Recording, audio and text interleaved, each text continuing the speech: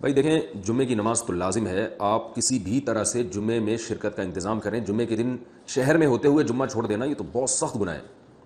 तो अगर यहाँ आप लोगों के लिए पहुँचना नामुमकिन है तो आप जितने लोग आपके अड़ोस पड़ोस में हैं उन सबको कहकर जुम्मे की नमाज का वहीं पर इंतज़ाम कर लें आप।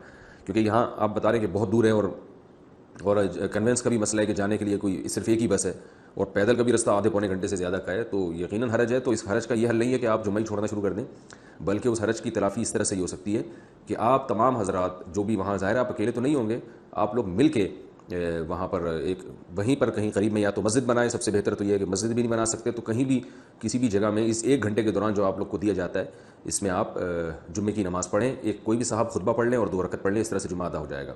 खुतबा देख के भी पढ़ा जा सकता है, किसी साथी के ज़िम्मे लगाएं आप। ये पहले अजान दें, उसके बाद फिर दूसरी अजान दें, फिर उसके बाद ये खुतबा पढ़ें और 2 रकतें पढ़ें और सलाम फिर लें, जुम्मे की नमाज़ अदा हो जाएगी। इस तरह से जुम्मा छोड़ते रहना ये दुरुस्त नहीं है।